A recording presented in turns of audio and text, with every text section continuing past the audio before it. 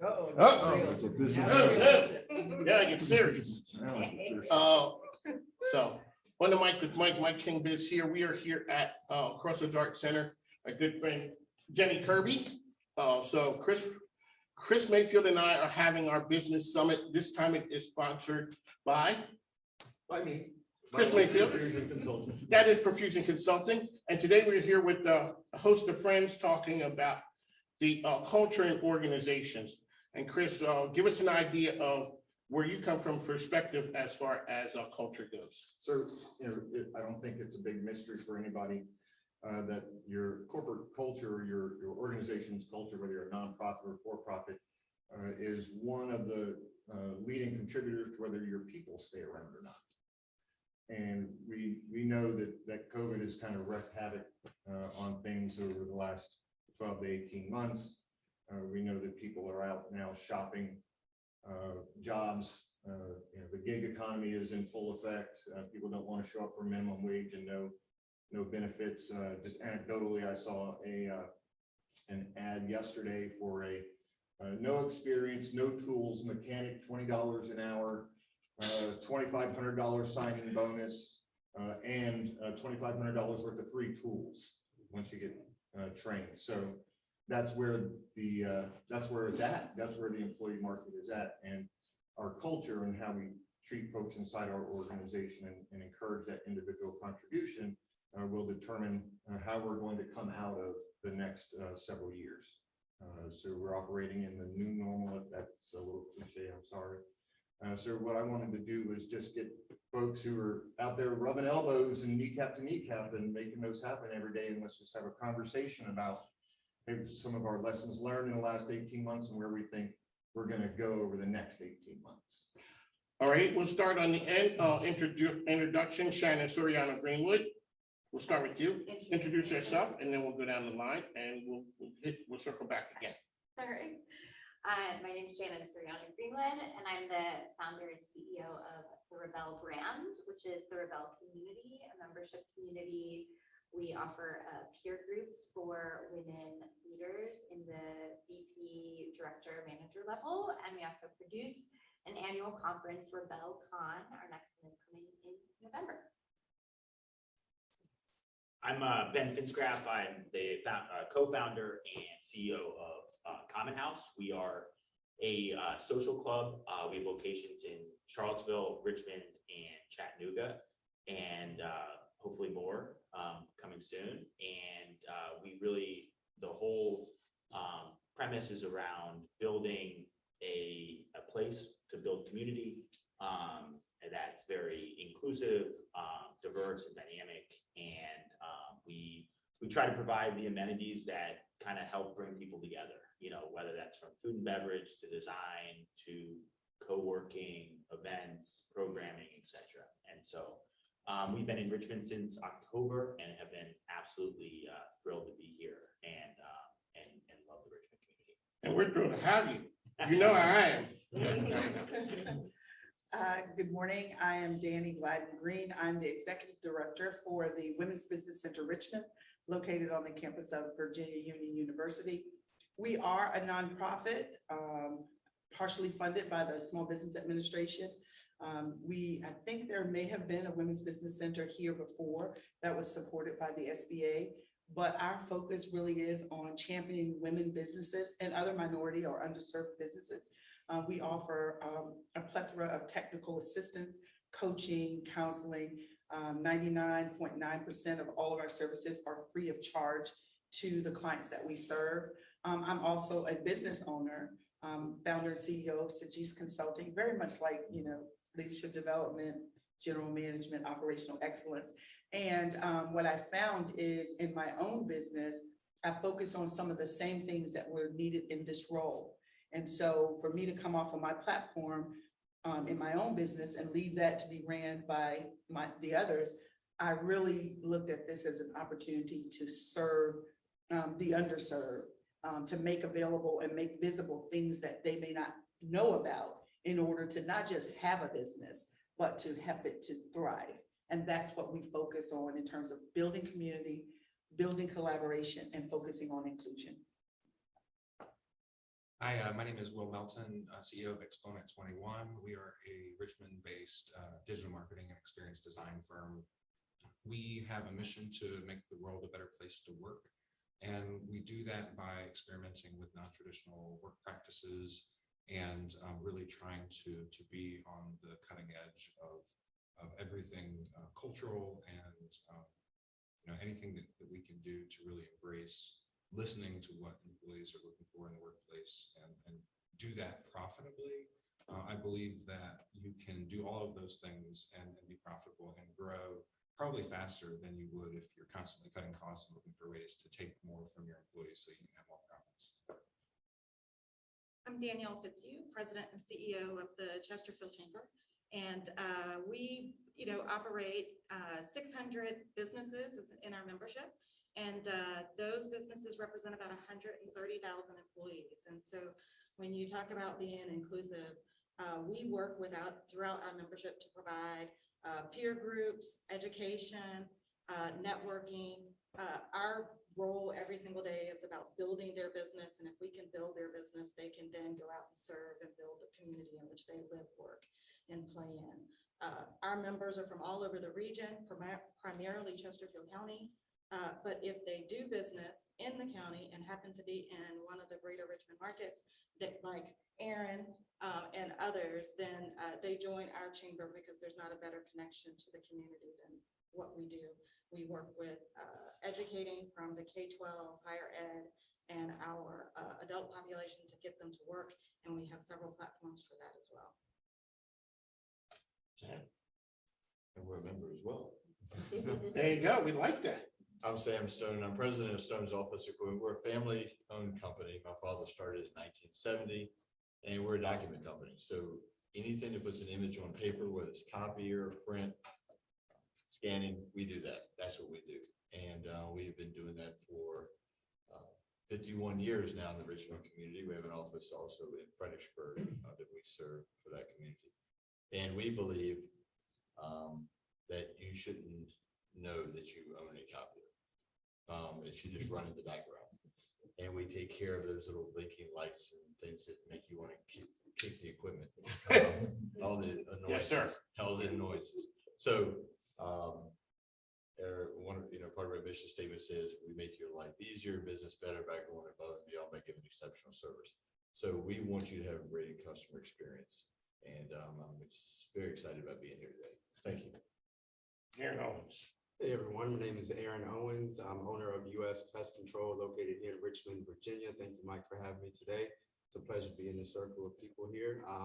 We've been around now for 30 years. I'm 27 years old. This company was Actually, actually. wait a second. That's that new man. So I'm 27, born and raised here in Richmond, Virginia. My grandparents started this business back in 1991, so I'm continuing a legacy.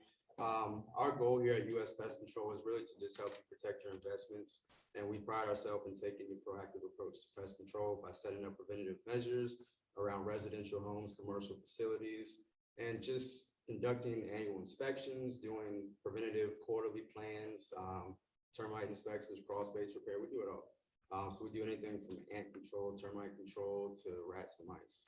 And actually, we do crawl space work as well. So if anyone needs their crawl space checked out, give us a call. We can check out your vapor barrier installation and do any type of mold and fungi remediation. So glad to be here. Aaron Owens, US Pest Control. Jenny Kirby, Crossroads Art Center. So we are 19 plus years. I started this business with James Bassfield, and James retired about 10 years ago and left me and a great team to take over and turn it into what we've done. We started out with 10,000 square feet, which was building one. About 5-6 years later, added this one, which is 10,000 square feet, and then added building 3, which is 5,000. So we've got a 25,000 square foot facility. We represent 250 plus local artists. We also have classrooms over in building 3 that we do classes. The instructors actually run all those classes. We just act as the house for them to rent space and run their classes out of. And we have a pretty diverse group of employees. I like to get them young, like in high school, and then they go all the way through college and working at VCU and, you know, and then working for me on the weekends. And that's worked out great for me because when they decide that they don't want to go into the career that they've chosen to get an That they education in, paid for? then I snag them and say, but I would love to have you here. And that has worked well for us. And then I have a lot of older folks that are artists that had another career that have retired and they've come back to work here. And it's a great community. We try to do so many things outside of just the visual arts. We incorporate the performing arts. When we do our art openings, we reach out to like the Richmond Symphony, the opera, the theaters in town to do different things with them when we can. So we try to make it pretty broad and expansive, our reach. Well, Artie, thank you guys for the intros. I'm gonna start with the idea of culture, and we can look at it a couple different ways. We can look at it organizational and family wise, like Sam, or we can look at it, Ben, where you guys have just started out. How do you set culture for an organization from the beginning, or how do you continue it if you're in a family business like you two here? Ben, I'll start with you. For us, you know, I tell you, my greatest influences from a culture perspective. There was a professor at Darden that created something called stakeholder theory, and I went to Darden. And stakeholder theory is very similar to what Will was referencing in how he runs his business. But really, where it really like caught my attention is when I was leaving. I was in the finance world in New York, and I was leaving to start a career in hospitality. And I read a book by Danny Meyer called Setting the Table. And Danny, if you're not familiar with him, is one of the most prolific restaurateurs in Manhattan. But then he also founded Shake Shack. And he wrote a book called Setting the Table that's really based off of stakeholder theory. And it's all about you treat your employees like family, and you pay them well, treat them well, and they will in turn treat your customers well. Your customers will come back more. You treat your suppliers well, and you give back to the community. If you do all those things, ultimately the last thing you need to think about is your bottom line, because it'll all come together in the right way. And so we look at our employees, our team members as our greatest asset we have. Our buildings are not, our brand is not, it's really our people. And we believe if you treat them like that, they will give back to our members, they will give back to our company. And that's proven to be the case. You know, we've had very limited turnover in the 6-7 years that we've been now operating. And so that's really, you know, how we try to, you know, build our culture. The other key aspect is, you know, we try to hire great people and let them do their job and not micromanage, and really, you know, let them use their talents and their skills to thrive. So that's really how we think about culture at Common House. All right, Sam, what happens when you've been given the keys to the kingdom? Now all of a sudden, the Cadillac's moving along. Here you go, running. And I'll tell you, it was more like a minivan than a Cadillac. You know, so it was just a family business, and it was, my father started, you know, got out of the Air Force, and he started working on typewriters and grew from there. And he got to a point where he said, I wouldn't work for me and not for a corporation. And it was a struggle. So, I mean, there was a lot of times when, you know, he wasn't around for weekends or little league games and stuff like that. I mean, because he was working to build a business. So what I knew is I saw from him, there are a couple of things. One was, you know, Sundays were always Sundays. They were off. We go to church and we do things like that. I saw his values there. You pick those values up and you grow along with those values, and that's what you do. And one of the things was, because we were a small family, as we started to employ people, they became members of a family. And today we have people that have been working there for, you know, well, our dispatcher for service is 27 years with us. I've seen her children be born. I've seen them graduate college now. So And I'm only 39, so. Well, you look good. That must be that good clean living. But I'll say though, it does start with you got to have the values to start with and then grow from culture. And I like what, one of the TED Talks I heard where it says, people don't buy what you sell, they buy why you sell it. So it's not what, but why. And you have to have a reason why and being involved in your community. If you just want to reap and never get back, your crop is going to be limited the next year. So we just believe in giving back. All right, Aaron, you stepped into, so your grandmother has an accounting firm, correct? That's correct. And so you step in US Pest Control, things are rolling along. You knew everything about the business, right? Not at all. Like I said, we've been around for 30 years now, but about 6 years ago, it got to the point where the business was actually going to get sold. Because like I said, my grandmother, she has her own business. My grandfather, he passed away. So it was not under the correct management, I would say. She's busy. You have male technicians coming in, doing what they do. There's no true guidance, I would say, or leadership. So the business was about to get sold, and the guy came in, he was looking to purchase the company basically for nothing. And I was in the scene a little bit, not really. I'm doing my own thing, working regular jobs, this and that, but I didn't want to see the company go down that way. So I said, you know what, man, time to man up. Let me man up. Let me learn a little bit more about the company, see where we are. And I said, you know what, I'm gonna go out and I'm gonna run some routes on my own. And I'm gonna learn, I'm gonna get licensed, I'm gonna go to school for it, did that. So 5-6 years later, I mean, we've grown big time based on me, I would say starting over a little bit, because it's a new day and time now. Everything is technology based, everything is online presence, your brand is important, all that stuff is visual. So I had to basically start by getting the groundwork in place with new website, uniforms, getting logos on the vehicle, establishing the US Pest brand that I wanted to be.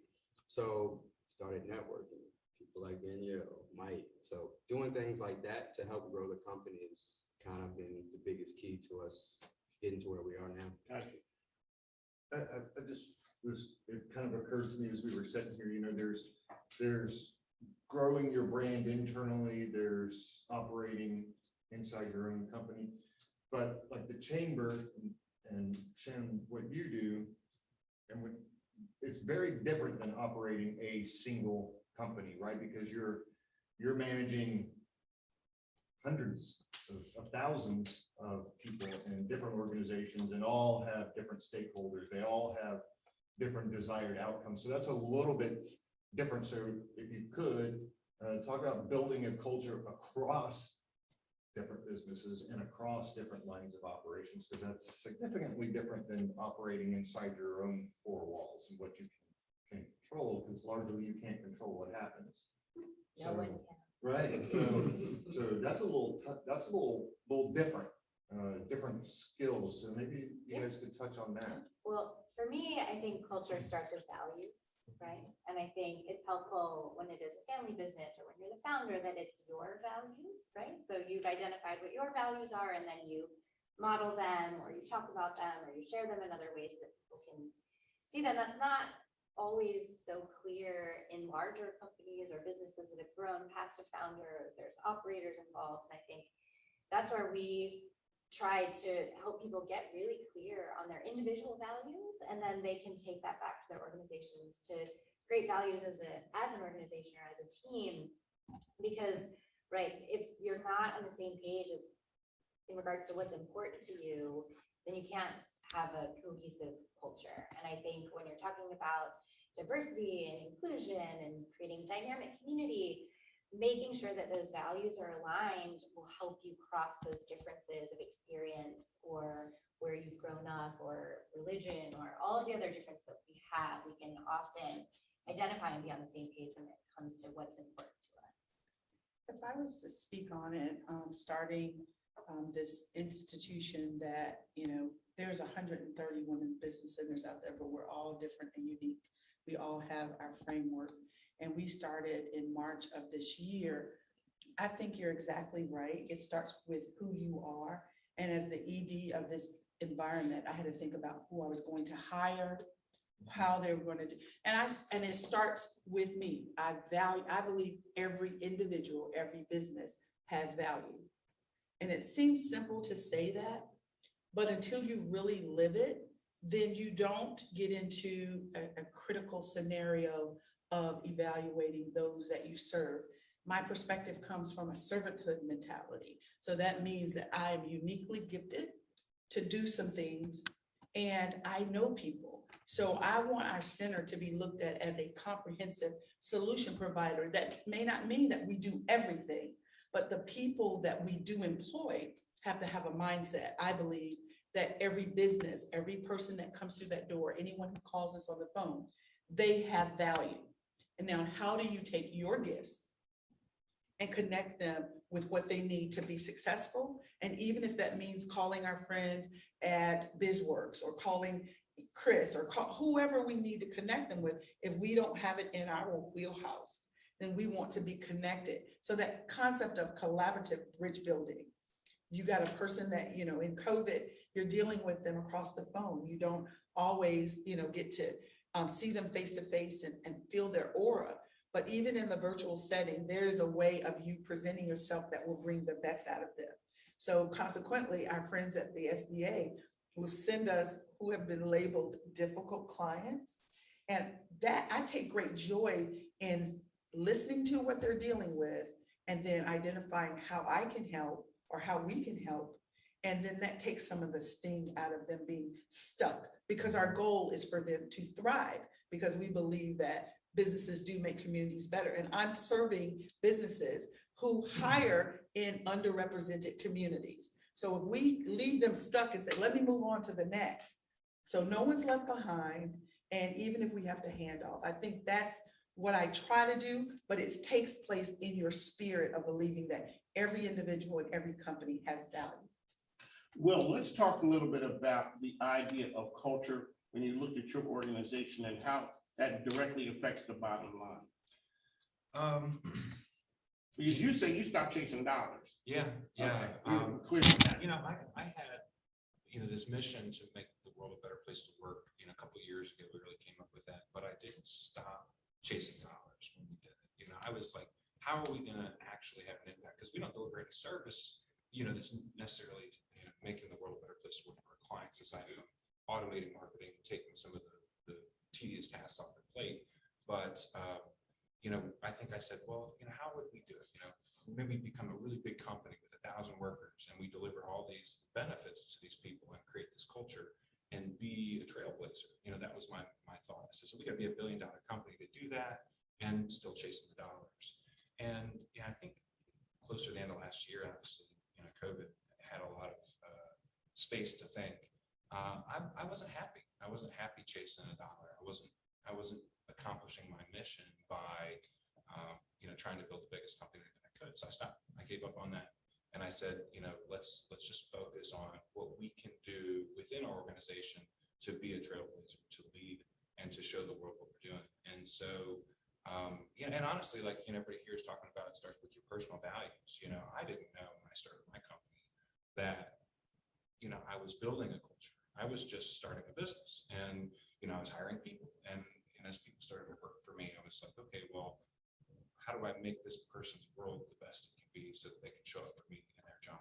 And so a lot of listening and a lot of responding, but, you know, some things don't work and you stop doing them. And sometimes you're curious about whether something will work, so you try them.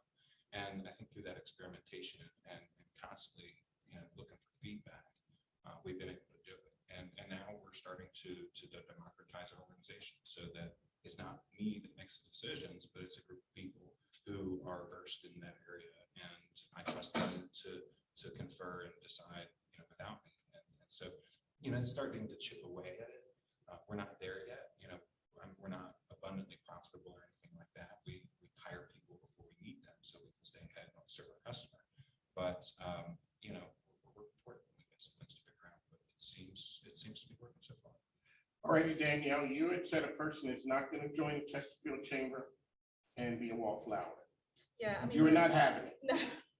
No, I mean, we're really bullish about getting our members involved and helping them build their relationships. I mean, that is really our unique value proposition. we tell our members, we are committed, we promise that we are a committed group of professionals to your success. So you come to us as a new member or a returning member, and we go, we're here to help you. But it's not just our staff and our team. It's my hundreds of employees that work for our member companies that are there to help you grow. So when you go to programming, whether it's virtual or in person, our members want to know, you know, Sam's guy is Reed, like they're asking Reed, what do you do? How can I help you? Who are you trying to meet? They're not out there trying to sell you their wares. They're trying to figure out what's your business and how can I help you? What do you need to know? And we, you know, I tell people all the time, I kind of joke, I said, you know, we're like the mob. Once you in, you in. I've gotten, yes, I've gotten the messages. Right, so and we do, we try our best to take care of you. We've got retention building in place where our staff So not job. like the mob. That's right, that's that line. But that really does build a culture, right? So what I hear from our members is, or a new member, well, I came to something 5 or 6 years ago, which predates me, and I may or may not have felt welcome, right? Like I felt like I was on the outside, and I said, come back and give us a try. And it's an entirely different experience because you have to work to change that culture, right? So you have to work to make sure, and we do the preaching of our members. It's their job to help us grow, because if we grow, they grow, because we're extending additional relationships to them. So it's that culture that, you know, you're not helping the chamber, you're helping yourself. So the onerous, we are 90% referral base on our membership growth. And I have a membership person, but she's just, you know, she's trying to keep up with the referrals. And she's killing it. So, you know, it's about building the attitude that, you know, Aaron knows a guy knew Aaron and said, hey, you need to come. I'm with the Chesterfield Chamber. I know it's over the river. You got to get, you know, a whole passport and everything. Yes. But, you know, come on. I need you to go to the event. I need you to see what they're doing over there. Bring us Bring us down. back. Exactly. Because it's gonna be- So one of the things, it's on the mic with Mike King, Chris Mayfield is here. We have our friends talking about culture. And one of the things I want to talk to Jenny and Ben about is when you have a location that becomes the house, like there's a house in the neighborhood that is the house that everyone goes to, whether it's your house or a friend's house. That's your house. That's my house. Was it always that was always? Always. Okay, so now if that's been your house, how do you make that the place? How do you make the common house? How do you make Crossroads Arts Center so much of the community that people just want to come here and do things? Sometimes it's part of what you do. Sometimes it's people just showing up and things happen, like having a sensory night here for our friends with autism. The lady said, is your friend crazy? My kid has autism. You know, you're going to bring him into an art gallery? He's like, yeah, we'll make it work. And it worked. So let's talk about setting the tone here that makes this a community house or the common house or Shannon's house. Like, you know, okay, Shannon's house. That's the community house. We'll let Shannon go first. Yeah, that's the good story. I was gonna say snacks is like the key, like to make it, I mean, I joke, but really like creating an experience where people feel welcome, where you don't feel like you're an outsider. I mean, you talked about it there, of turning the other people there into the advocates for you, because right, I can invite you in all day long, but if there's another person here who doesn't live here, who's like, oh my gosh, I'm so glad you're here, that's the key. I mean, Mike, you do that for the common house. Like anyone that walks in and sees you there, you're gonna give them the whole spiel, and you don't work there. Exactly. You just hang out there. I'm just there. So, right, like finding those people that can be your advocates, like giving them the autonomy to then like advocate for you, and that makes other people feel like this is the place that I should be. Yeah, I think Shannon just pretty much said what I was gonna say. And so the how we do it in what we've done in Richmond and what we've done in Chattanooga is actually in Richmond it was multiple years in the making of us taking almost probably 1,000 recommendations of people who are leaders within the community, and not just leaders within the broader Richmond community, but within their respective communities. And that's across we try to make it across every geographic to ethnicity to socioeconomic, et cetera, so that we really are bringing in the entire community of Richmond. And so the first thing we do is hire a membership director, and that person helps us whittle down that list from what was over 1,000 people down to 40. And it's really, How do you get from 1,000 to 40? You know, the 40 who were left standing, they gotta feel pretty good. Well, I wanna know You're how one did you of make it them, in, they right? got down to 40. No, what he's saying was, I wasn't one of the 40, because I just came along after the fact. I wanted to know how the cool people got there who were part of the 40. But your son was one. I'm like, how did my son get to be one of the cool people? Because he's a blowout man. Yeah, okay, he is. but we tell, this group, we bring them in early on, a year plus before we open, and we say, this is your club, right? Like, we're just building a space, right? This is your home away from home. This is whatever you all want to make of it, right? And so go out to your respective communities and bring people in and let us help you do that.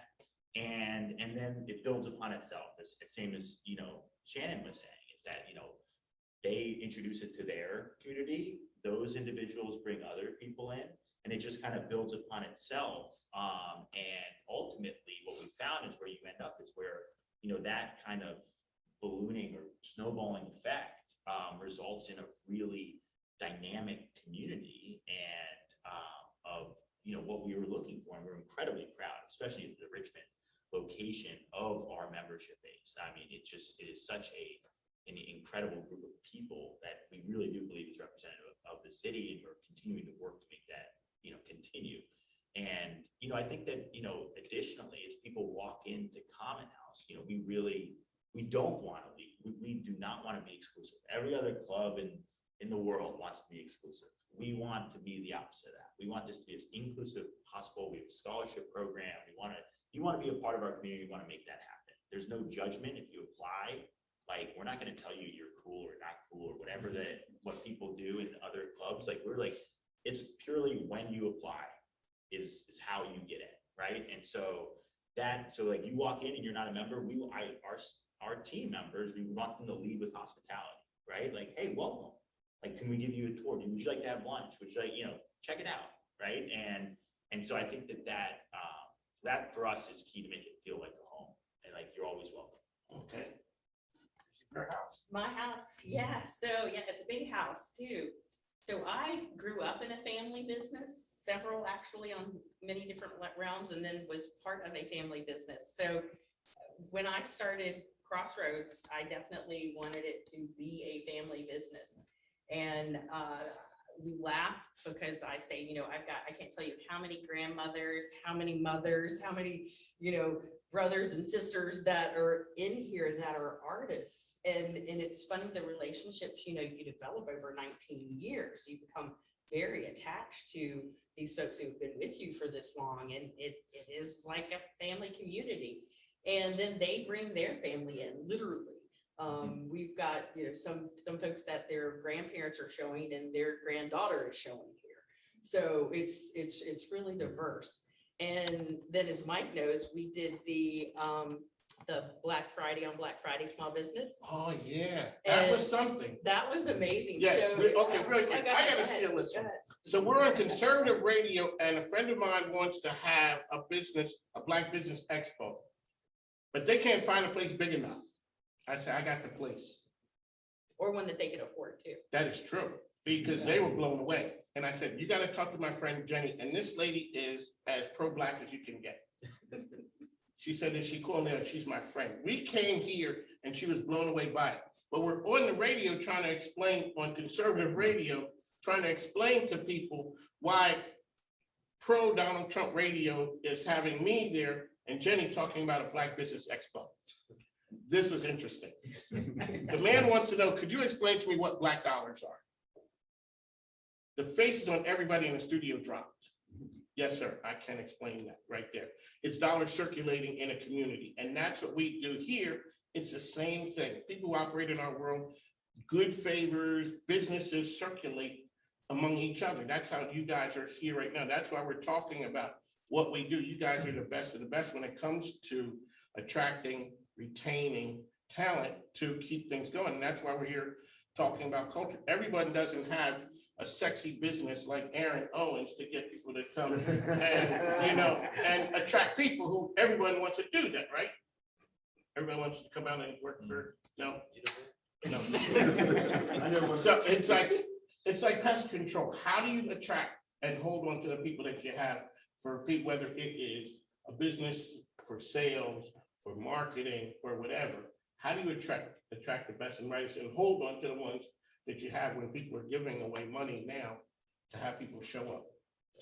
Like they mentioned before, it starts with us first. So we need to create the business model that we see in the future. So I do a lot of book reading now. I'm trying to get my mind programmed and trained to establish this business to where I really want it to be. So it starts with us within, and then creating that dialogue of where you want to be later on. Then you can kind of decide what type of workers you want to work for you. First of all, you have to be a hard worker to work with us. You can't be afraid to get dirty, of course. Go in Okay. crawl space. Yeah, you gotta be in crawl space. Brave. Yeah, you gotta be brave. I mean, these are the things. That was the young Mike. So I mean, we're looking for the full package. I would say you need to have great customer service, because being in the service industry, you're constantly serving people, and people want to be satisfied. People want their problems solved, period. You have to move quick, and you have to basically know what you're talking about. People are gonna ask you questions in this industry. You gotta be able to answer it. You gotta be able to be thorough. That's key, because we do a lot of inspections, so you can't miss out on things, because you miss out on things, it can cause a lot of damage later on to a person's house, a lot of stuff. I mean, you got to be careful, because if you're dealing with termite chemical in a yard, you got to make sure that pets are up.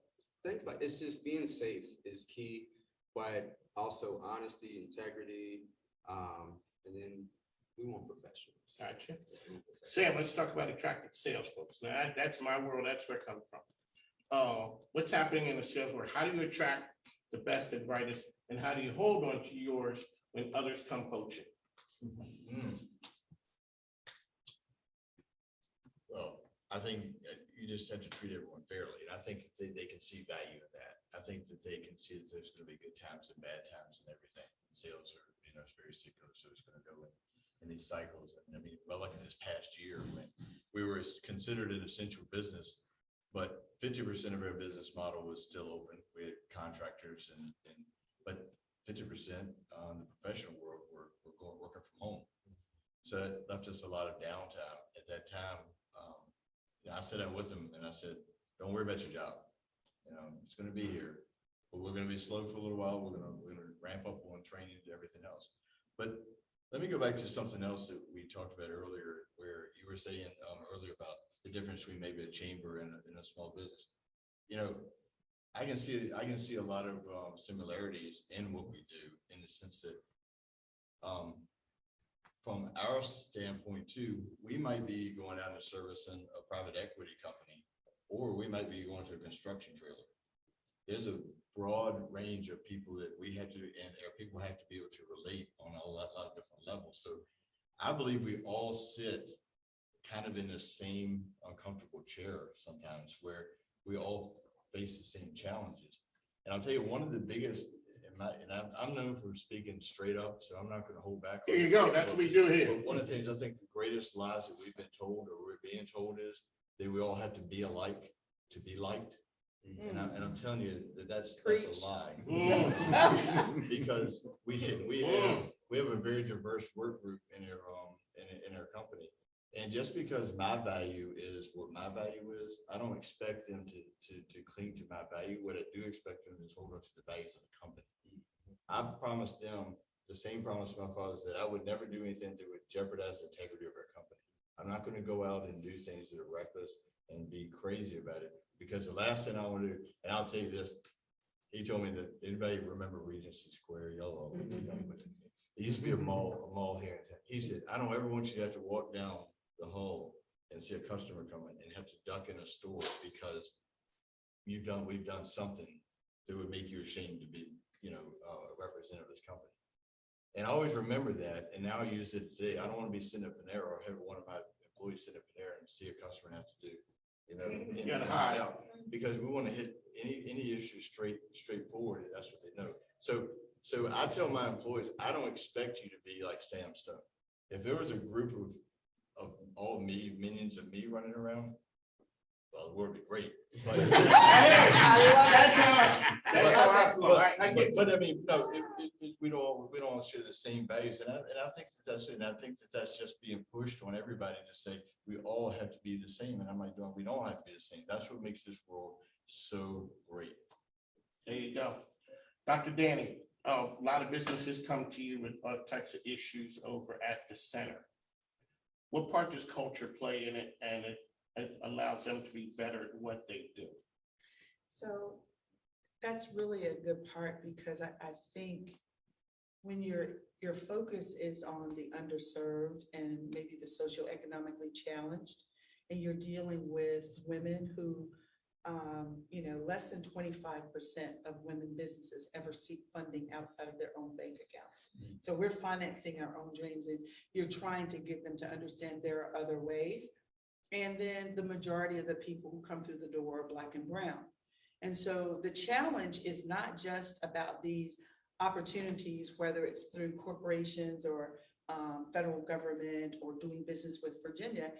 Even when it was PPP and EIDL, you have to deal with the challenge of people saying, but that's not for us, because they are not used to something that would benefit them or their business coming from outside of things they don't control. Look at Shannon shaking her head like, yeah. And so one of the is breaking some of the cultural stereotypes, helping women to understand. I grew up with my grandfather, saying you pay for your learning. So if I sat down to play poker with him, I had to play with my own money, and I had to figure out how to beat him. Well, then I got with my mom. My mom said, play with somebody else's money. Hey. And so I am working on breaking down barriers and stereotypes where people would say, but this is not for me. I have helped people complete their applications, and they got an award letter for like $70,000. And then they said, oh, I'm not going to accept it, because I don't know what's going to happen. The government is going to get in my, so those are the things, I guess, there are a lot of things I could say, but that's the one that I think is the most challenging, is that you're dealing with people who have, even some of my business owners have great credit, like 750, 800, and they are still not willing to grow using someone else's money, because I don't know about many of the people around the table. And again, coming up in an African-American home, my granddaddy was always like, you don't do credit.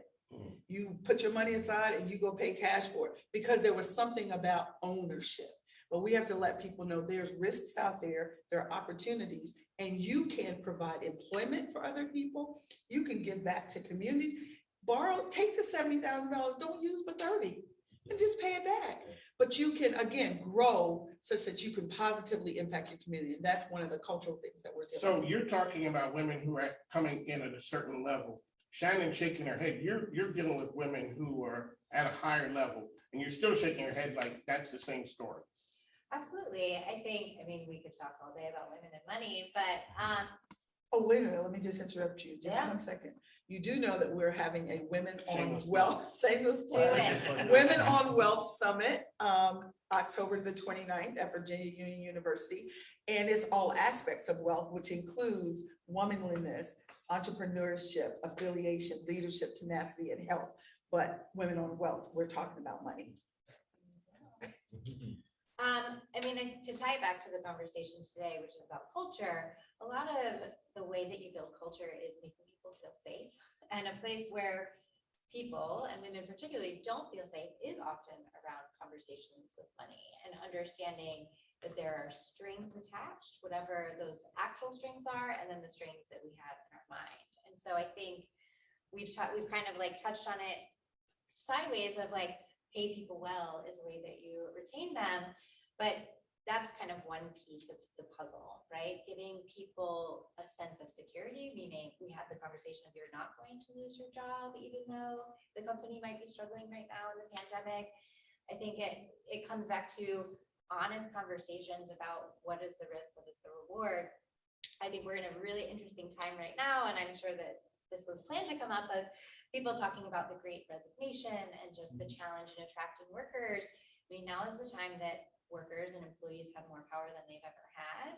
And the smart business owners, the people who really understand culture and value attracting great talent that hit all of those things, they're doing that also with compensation and with how they're thinking about compensation and how they're supporting their team. That is a piece of culture that I think when we think of culture, we want to think of like the soft stuff of like treat people like family, which is a lovely sentiment. And I think for a lot of small business owners, it really does feel like that. But at the end of the day, paying people well is better than making them feel like family, in my opinion.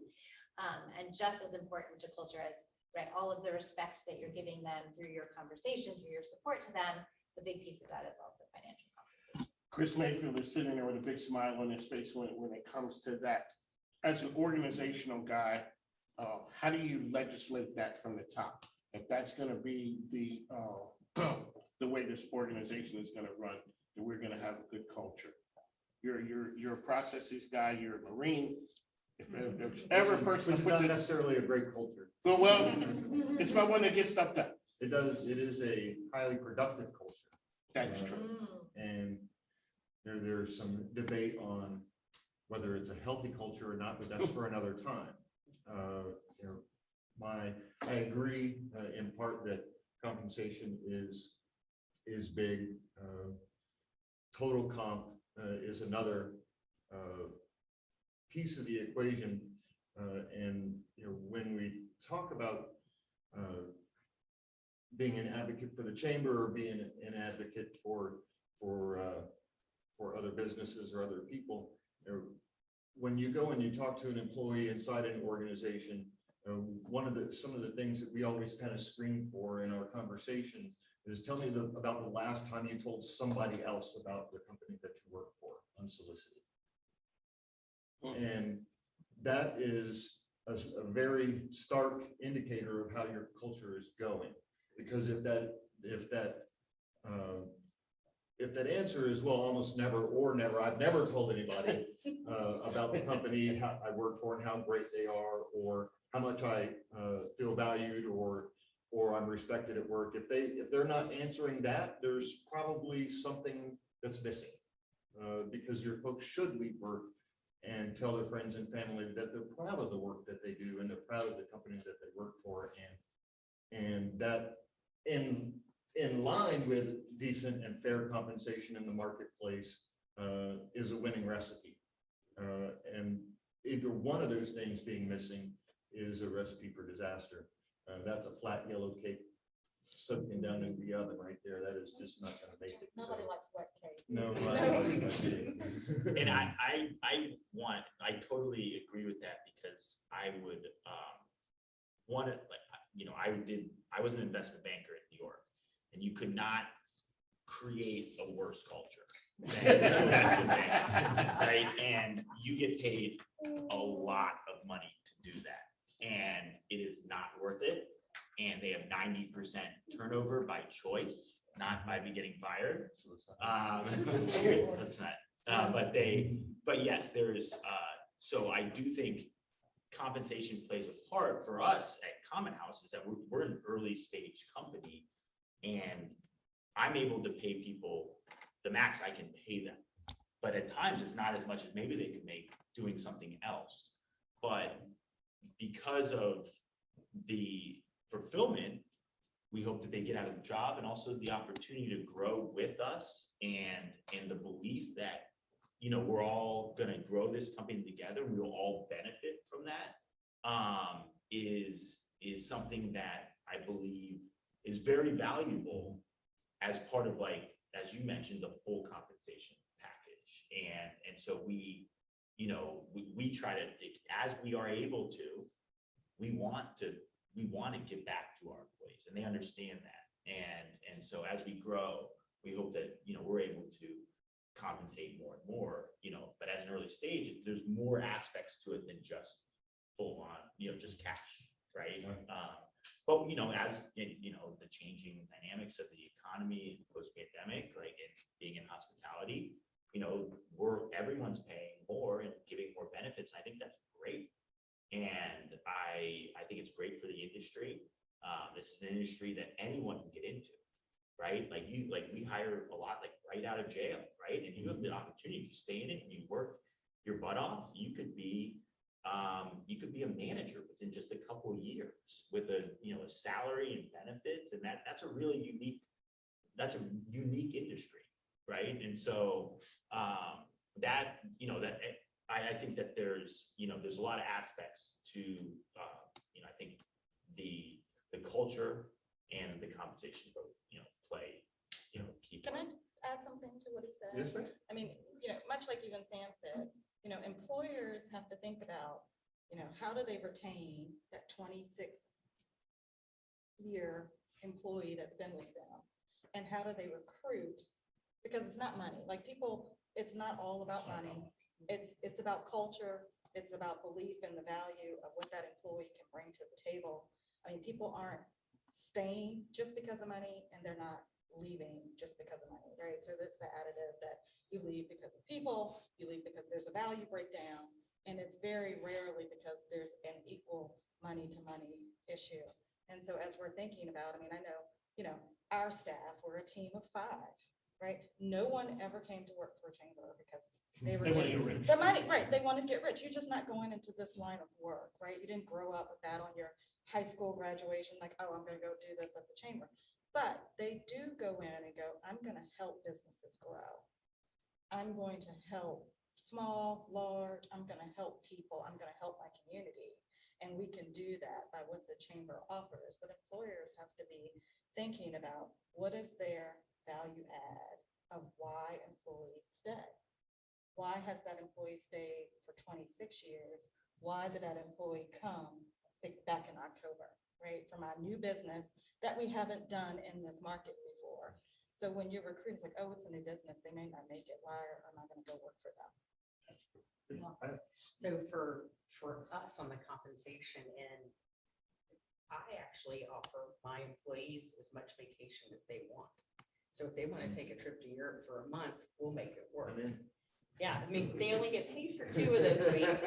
But if they want to take a big vacation like that and go do something like that, or they've got, family stuff that they've got to go deal with, great, we will make it work one way or the other. We'll make it work. And they know that Quality. and that's I know is huge for them, knowing that they can't do that. I mean, it's great for me knowing that I can do that. I just wish I could go for a month, but I can't. And then also when we hit different milestones in sales every month, they get bonuses. And then also, everybody's birthday gets recognized. It's fun. And we make it an environment that it feels like family, even with the 250 artists that we have. We have very few turnover. So you've got to treat them like family, and they've got to be selling for them to want to stay. So and then their compensation, what's the fairest way for us to work out, what they're paying in rent and then what they're paying in commission. So you have to think of my business is very different from everybody else's, I think, because you've got clients as artists, you've got clients that are walking in to buy. And then you have designers, you have architects coming in, you have a myriad different people that you're dealing with. I think when I say compensation, I don't necessarily mean a lot of money. Yeah. And I think like that sometimes gets lost in the conversation when you talk about compensation and culture. It's not necessarily the largest salary that you can always offer, right? I know Chris said it's combined with other things, but making sure that it's on your mind, that your artists are being compensated for the time that they're here and they're feeling supported, and the same when it comes to employees and team, right? I'm not necessarily going to offer you the best salary of anyone ever made in this role, but I'm aware of how the compensation affects you and what you're able to do in your life based on how you're contributing here. There's one thing I noticed that people always say, my father would say, when people say it ain't about the money, it's about the money. Right. It is about the money and how people perceive it, because that's how they look at things. also was had on, the folks who were, the union members who were on strike over at Nabisco. And I asked the guy, what was it about? He said, when they start asking why, it's about the money. You know, when people start questioning you about your why, it is about the money. So you guys have set the table across the board for successful organizations on different types. So it's not so much about how it's done across industry, it's about how you perceived it to be looked at in your organization. As we start to wind down, let's talk a little bit about a highlight in your organization that you'd like to hang your hat on when it comes to something that has a great culture. Shannon, you got the cool one right there, the RebelCon. You were out there nationwide bringing in cool speakers, and you guys have a national platform of women who are out there being dynamic. How do you make that happen, and how do you use that as a culture? I mean, our mission obviously lends itself well to successful culture, and that we exist to share the stories of women so that we can support one another. So I think the fact that our mission is based on helping people grow, obviously that affects how we operate internally, that we're all committed to personal development and personal growth and fostering it for people outside of our organization and also within. So I think we kind of lucked out in that situation, and that we're not selling a separate entity from the thing that we're doing also internally for ourselves. And how can people find you? ReadyToRebel.com is our website, and Ready to Rebel on Instagram. And I think there's two parts that I think from a culture standpoint that I'm very proud of. Is one, that when we launched Charlottesville in 2017, and I hired a handful of exceptional talent that were top tier talent for New York in the hospitality industry, top tier talent in sales. And the majority of them sold their own businesses to join us. And all we had was this one little location with a dream to open more, right? And I had my general manager for Charlottesville, I asked, why, obviously I'm selling you, right? To join my team, I'm selling myself, right? That you believe in me, that I can do this, and you can help me do this. And he's like, I right now own 2 restaurants, and I'm on the floor every night. He's like, I don't want to be 65 on the floor of a restaurant. I want to be something bigger than that. And now he sits at our corporate level, and he's our director of hospitality. And every single one of those people sit at our corporate level. And they have they have a lot of people that work underneath them, and they're running multiple units that have, now, 250 plus employees, right? That these individuals are all key managers of, and they've really grown professionally. And so I'm very proud that we've been able to actually fulfill what we said we were going to do, and they gave up a lot to do that. And I'm glad we're able to we're now giving them all equity in the company, so that as we grow and become more successful, they can benefit from that. And the second part is that I've also seen since we've opened, we've had servers that are now managers doing things completely different. He was a server, and then he became a bartender, and now he's our head of membership in Charlottesville. And we have servers that have become managers in other locations, that moved to Chattanooga to help us open that club and become key employees. And I'm really proud of that. I'm proud of the ability for people to grow within our organization, because I think that was a key sales point beyond compensation, is that hey, this is a place you can grow. We're going to support you. But there's a lot of trust that has to come with that, right? Because they can go off and do whatever they want. They're incredibly talented people. So I'm very proud that we've been able to, give that to our employees, and that it's actually been fulfilled. How can we find you? Commonhouse.com. We're on Broad Street, right near Cork Hotel, 305 Broad. 30 where? 303. Well, 303 and 305. Oh, okay. Okay, It's so Broad. Yeah. because it was like, okay, I thought I was going to the wrong place. No. So We've been sneaking in the Exactly. back door. So the original address of that building was 305 Broad. So that new door that we added for the club is 303. Not the hidden door that we don't go to. That's 303. Exactly. And that's brand new. That was not there before. Oh, wow. So, He's put one in. Exactly. yeah, and so we had to add a new address to it, but 305, the main entrance, which will now be Birdie's. And Birdie's opens November 4th. All Gotta right. come check it out. We got an oyster bar opening. We have a little coffee shop, retail wine. That's all open to the public. And we really wanted to do that. It was really important to us and also our partners at New Crops. And, they're very, prominent on that part of Broad. It was really important to us to add to the vibrancy of the neighborhood. And so that'll be opening in November. So we're excited about that. But yes, 303, 305 Broad, come down, whether you're coming to Birdie's or coming to Common House. And then also commonhouse.com. All right, Dr. Dan.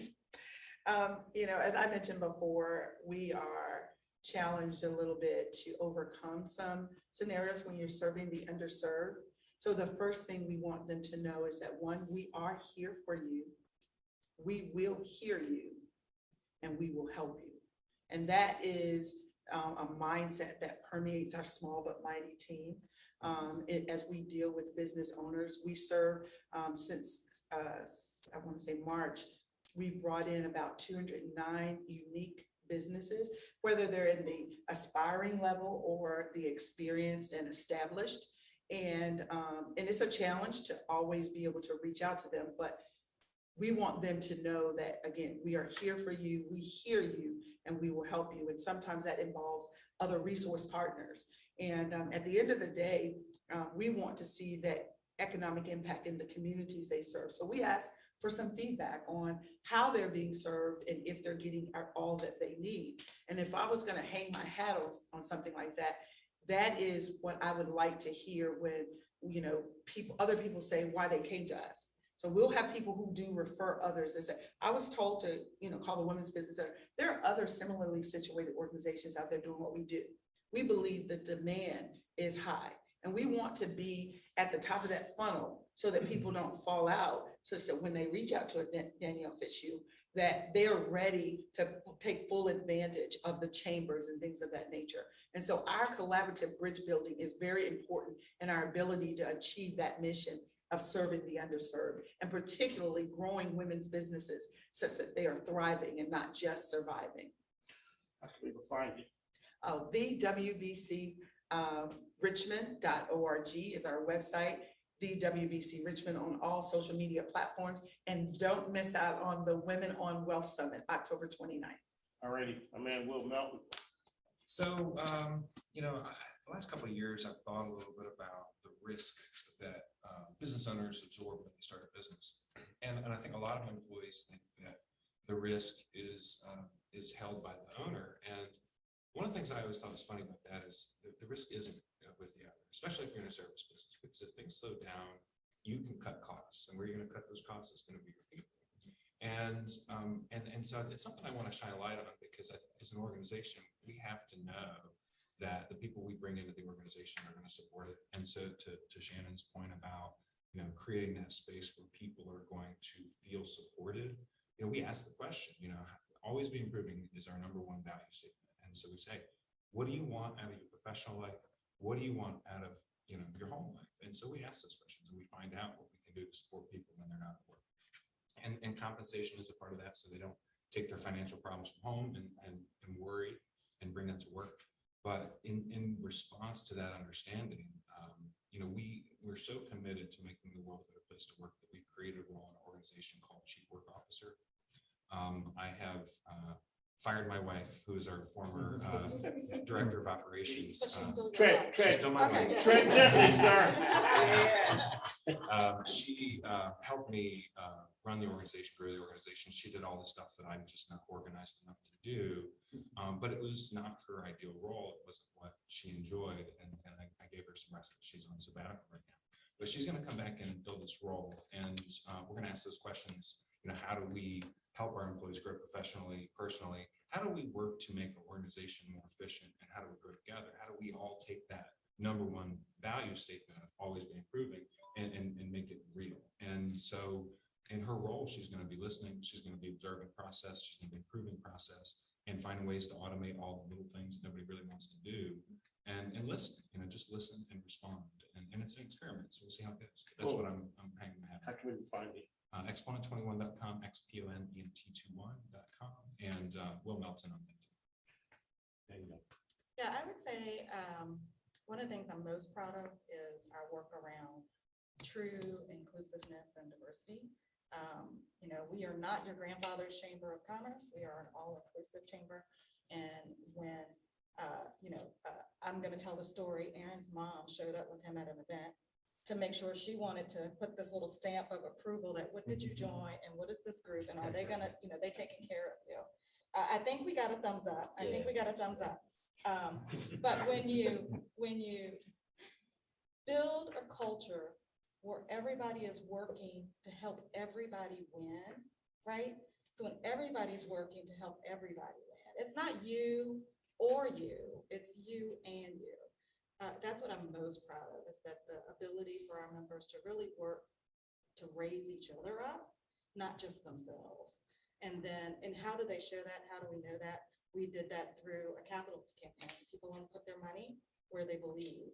And so in 4 years, we doubled our capital campaign on an annual basis during a recession. So in the middle of COVID, we ran a capital campaign and doubled a 6-year average. And so you don't do that unless your people buy in, unless the culture is bought in, unless the members are bought in. So those are sort of the couple things that really blend together, that where we're going is the right trajectory, and we have the ability to do some things we haven't always done. All right. Chesterfield Chamber, how can they find? Chesterfield Chamber VA, there's a couple other Chesterfields out But there in the not country, the but real there's only one only one. Chesterfield Chamber VA, and we are on everything. No sun shading. That's it. Exactly. Sam?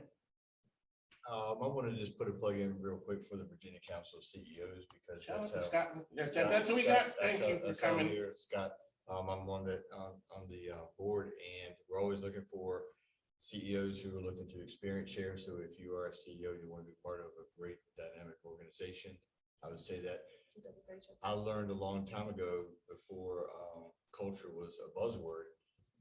One of the people in my roundtable owned an advertising company. His passion was culture. And he said, I can give you 2 examples of culture, how it works and how it fails. One is, look at a bank. Sorry for anybody that's out there who's in the banking world, but they spend millions of dollars on campaigns to put all these signs up for your community. We're here for you and everything. And what happens? You walk through the door, what? You're faced with a thick piece of glass of somebody sitting behind it. Then walk into an Apple store. Yeah. And you walk in the Apple store, it's like, absolutely touch it, feel it. It's just what it looks like. It's that passion that the culture passes down to the people. One of the things we're passionate about in ours is every dollar that we generate goes back into our community. It goes either to our employees, it goes to, they visit the same schools. That's not so much true with the national companies out there who do what we do. But everybody says, our employees go to the same schools that your kids go to. They go to the same churches your kids go to, grocery stores. So that money stays in the community, but then we use a day in May is our event that we do every year where we give back to the community. We pick an organization. Smaller foundation, usually lesser known than some of the larger, and trying to give them some recognition. And we hold on to them, and then next year we add. So we never take anything away. We just continue to build on to that. And I'm very proud of that. You can visit on our website. Just go Google Stone's Office Equipment, and you'll find all about it. And there's a couple of Stone's Equipment or Stone's Office, but only one Stone's Office Equipment. If you There you go. wish. Alrighty, Aaron Owens. Yeah, I just want to say, man, I learned a lot from this table talk here, guys. Appreciate everyone's insight, all the different leaders here. This is motivation. But I would say in my culture, what I recognize is employees and everyone in the same environment, knowing that as we grow, they'll grow as well. So as we're continuing to grow as a company, I always let the technicians know, look, man, you're going to make more money as we all grow together.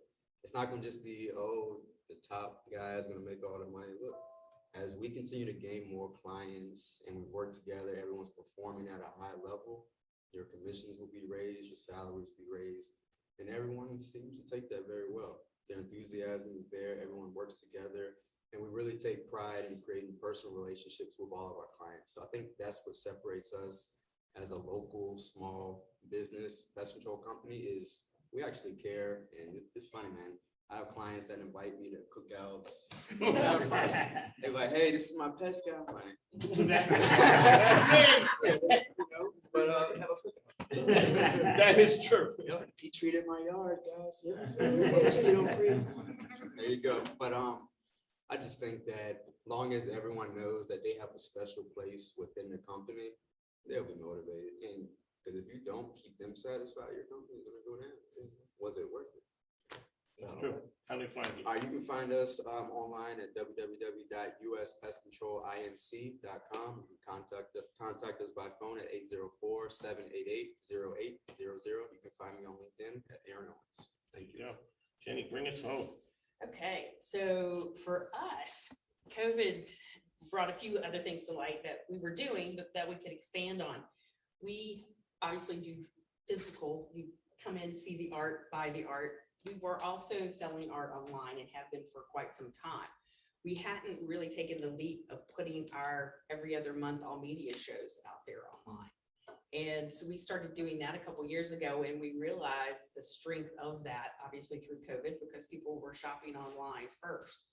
So we've taken from just doing the all media shows to which you just liked earlier today, to expanding it into minority groups like the American Indian, Indigenous folks. We've got a call for entries going on right now until, or starts in October, goes into the end of October, and it will be an online show because we don't have any physical space to do it, but we can do it online. Same thing with the African American population, the Hispanic South American population. We did that as well. We'll be doing that again. We have a large India community, and so we will be doing that again. And we're just rolling into that. And then Asian Pacific, we'll be doing that. So throughout the year, we're focusing on minority groups and to let them know we're here. And if they enter, they're in. We'll take up to 70 entries. So it could be a beginning artist, it could be a well-accomplished artist, but it's getting their name out and getting them to understand their business that they're creating as an artist and help them through that process. So that's what we're getting ready to do. And how can we find you? Oh, crossroadsartcenter.com. All righty, on the mic with Mike King, Chris Mayfield. Chris, last parting words. Profusion-consulting.com. That's it? That's it. No wisdom? No wisdom? You want some wisdom? No, I don't have any wisdom for you right now. All right, well, okay, we'd like to thank our friends. So really big shout out to Jenny for hosting us today. This is the premier place. She's always great. And when she says that she opens a place up, she opens a place up a lot of times without charging people. For nonprofit groups, friends of mine who come here and just showing them love. I'd like to thank you guys for coming in. This will air on ESPN Richmond. My radio partners, Chris Mayfield, Dr. Danielle Fitzhugh. Will is new to the scene. Shannon's always around. Ben, I'm always at your house. Thank you, man. I appreciate it. Sam Stone, it's been a pleasure. Always want to talk to Aaron Owens. Young guys doing big things. We're gonna do this on a monthly basis. We're doing this, and I'd just like to thank you. We have my man Michael Johnson, the Virginia State's finest. Al Green is here with us. All folks who know us, they know Al Green. We roll with him. We'd just like to thank you guys for coming out. I was gonna say God bless tonight, but it's the morning. Exactly. I always wanted to be that guy. But I was forced to step out in front. All right, appreciate it. Thanks. Now take care. Oh, what am I waiting? Yes, thanks. All right, folks.